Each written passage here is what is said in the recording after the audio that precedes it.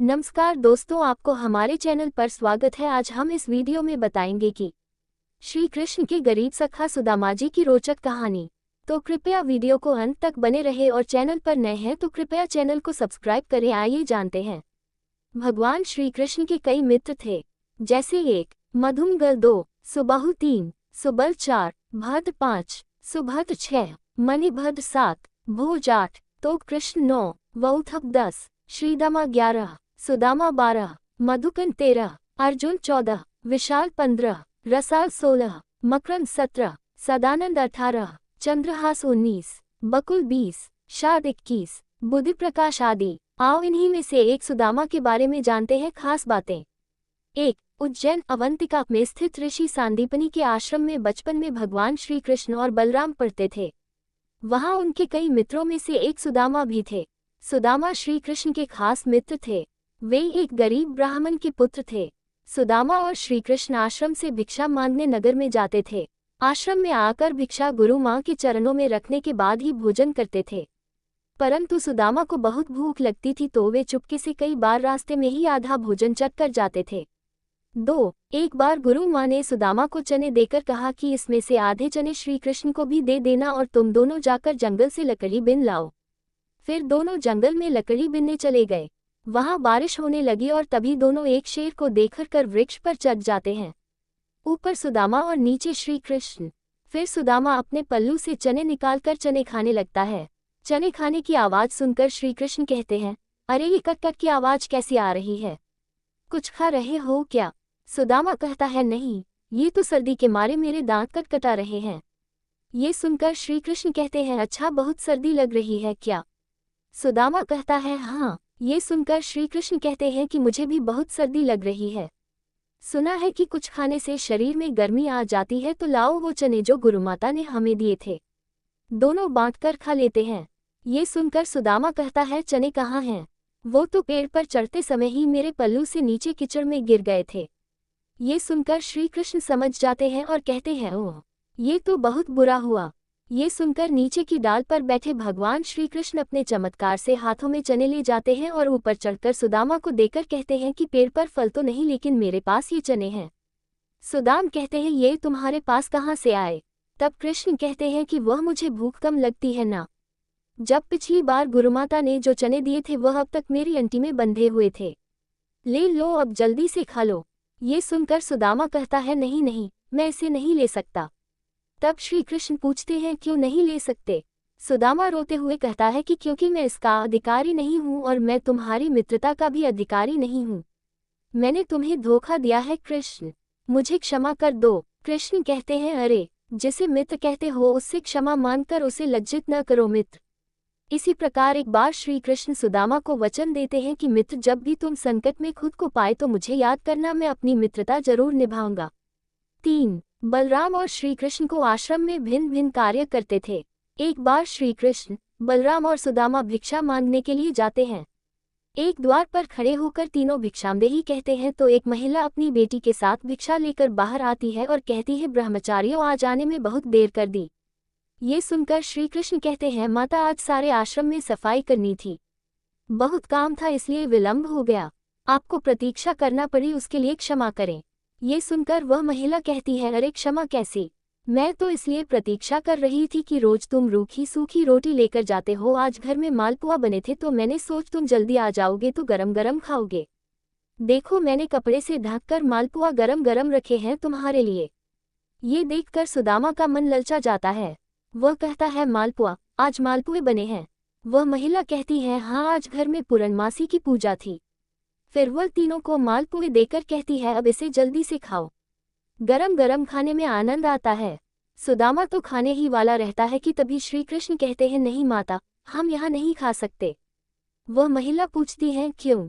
तब श्री कृष्ण कहते हैं कि आश्रम का यही नियम है कि सारी भिक्षा गुरु चरणों में अर्पित कर दी जाए, फिर वो उसमें से जितना दे वही हमें खाना चाहिए। ये सुनकर सुदामा को अच्छा नहीं लगता है। ये सुनकर वह महिला गुरु के लिए भी मालपुए का एक पैकेट दे देती है। अब उन तीनों के पास 4 पैकेट हो जाते हैं। फिर तीनों वहां से चले जाते हैं। रास्ते में एक नदी के किनारे रुककर बलराम और श्री कृष्ण हाथ मुंह धोने जाते हैं। इसी दौरान सुदामा मालपुए निकालकर चुपचाप खाने लगता है। तभी श्री कृष्ण उसे मालपुए खाते हुए देख लेते हैं और मुस्कुरा देते हैं। फिर वह चुपचाप उनके पास पहुंचकर कहते हैं, तुम समझते हो कि मैंने कुछ नहीं देखा। तभी सुदामा पत्तल को मोड़कर पालपुए ढांक देता है और कहता है, नहीं नहीं, मैं तो कुछ भी नहीं खा रहा हूँ। तब श्री कृष्ण कहते हैं, देखो झूठ बोलना पाप है। ये सुनकर सुदामा कहता है, और ब्राह्मण को भूखा रखना भी पाप है। ये सुनकर कृष्ण कहते हैं, मैं तुम्हें भूखा रख रहा हूँ। तब सुदामा कहते हैं, और क्या, उसने कितनी ममता से कहा था कि मेरे सामने खा लो, और तुमने आश्रम के सारे नियम बता दिए। तब श्री कृष्ण कहते हैं, नियम तो है, गुरुदेव को पता चलेगा तो वे क्या कहेंगे। ये सुनकर सुदामा कहता है, गुरुदेव को कैसे पता चलेगा? रोज हम 3 रोटी लेकर जाते हैं, तो आज भी 3 रोटी लेकर जाएंगे। हाँ, यदि तुमने गुरुदेव को न बता दिया तो। ये सुनकर कृष्ण कहते हैं कि देखो, मैं तुम्हारा मित्र हूँ और मित्रता का धर्म कहता है कि मित्र की कमजोरी पर पर्दा डालना चाहिए। ये सुनकर सुदामा कहता है, तो तुम नहीं कहोगे? श्री कृष्ण कहते हैं, कदापि नहीं। ये सुनकर सुदामा कहता है, तो फिर सारे मालपुए खा लूं? श्री कृष्ण कहते हैं, हाँ खा लो। फिर सुदामा खा लेता है तो श्री कृष्ण मालपुए की एक पत्तल निकालकर सुदामा को देते हैं और कहते हैं, ये तुम्हारे हिस्से की भिक्षा हो गई, गुरुमाता को दे देना। ये देखकर सुदामा प्रसन्न होकर कहता है, कुछ भी कहो, तुम मित्र बड़े खरे हो। 4 कहते हैं कि सुदामा जी शिक्षा और दीक्षा के बाद अपने ग्राम अस्मावतीपुर वर्तमान पोरबंदर में भिक्षा मांगकर अपना जीवन यापन करते थे। सुदामा एक गरीब ब्राह्मण थे। विवाह के बाद वे अपनी पत्नी सुशीला और बच्चों को बताते रहते थे कि मेरे मित्र द्वारिका के राजा श्री कृष्ण हैं, जो बहुत ही उदार और परोपकारी हैं। ये सुनकर एक दिन उनकी पत्नी ने डरते हुए उनसे कहा कि यदि आपने मित्र साक्षात लक्ष्मीपति हैं और उदार हैं, तो आप क्यों नहीं उनके पास जाते हैं? वे निश्चित ही आपको प्रचुर धन देंगे, जिससे हमारी कष्ट में गृहस्थी में थोड़ा बहुत तो सुख आ जाएगा। सुदामा संकोचवश पहले तो बहुत मना करते रहे, लेकिन पत्नी के आग्रह पर एक दिन वे कई दिनों की यात्रा करके द्वारिका पहुंच गए। 5 द्वारिका में द्वारपाल ने उन्हें रोका। मात्र एक ही फटे हुए वस्त्र को लपेट गरीब ब्राह्मण जानकर द्वारपाल ने उसे प्रणाम कर यहाँ आने का आशय पूछा। जब सुदामा ने द्वारपाल को बताया कि मैं श्री कृष्ण को मित्र हूँ, तो द्वारपाल को आश्चर्य हुआ। फिर भी उसने नियमानुसार सुमादाजी को वहीं ठहरने का कहा और खुद महल में गया और श्री कृष्ण से कहा, हे प्रभु को फतेहाल दीन और दुर्बल ब्राह्मण आपसे मिलना चाहता है, जो आपको अपना मित्र बताकर अपना नाम सुदामा बतलाता है। 6 द्वारपाल के मुख से सुदामा नाम सुनकर प्रभु सुदबुद्ध होकर नंगे पैर ही द्वार की ओर दौड़ पड़े। उन्होंने सुदामा को देखते ही अपने हृदय से लगा लिया और प्रभु की आंखों से आंसू निकल पड़े। वे सुदामा को आदरपूर्वक अपने महल में ले गए। महल में ले जाकर उन्हें सुंदर से आस पर बिठाया और रुक्मिणी संग उनके पैर धोए। कहते हैं कि प्रभु को उनके चरण धोने के जल की आवश्यकता ही नहीं पड़ी। उनकी दीनता और दुर्बलता देखकर उनकी आंखों से आंसुओं की धार बहने लगी। स्नान भोजन आदि के बाद सुदामा को पलंग पर बिठाकर श्री कृष्ण उनकी चरण सेवा करने लगे और गुरुकुल में बिताए दिनों की बातें करने लगे। बातों ही बातों में ये प्रसंग भी आया कि किस तरह दोनों मित्र वन में समिधा लेने गए थे और रास्ते में मूसलधार वर्षा होने लगी, तो दोनों मित्रों एक वृक्ष पर चढ़कर बैठ गए।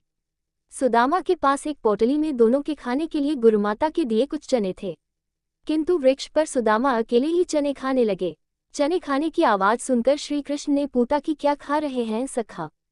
सुदामा ने ये सोचकर झूठ बोल दिया कि कुछ चने कृष्ण को भी देने पड़ेंगे। उन्होंने कहा, कुछ खा नहीं रहा हूँ, ये तो ठंड के मारे मेरे दांत कड़कड़ा रहे हैं। 7 इस प्रसंग के दौरान ही श्री कृष्ण ने पूछा, भाभी ने मेरे लिए कुछ तो भेजा होगा। सुदामा संकोचवश एक पोटली छिपा रहे थे। भगवान मन में हंसते हैं कि उस दिन चने छिपाए थे और आज तंदुर छिपा रहा है।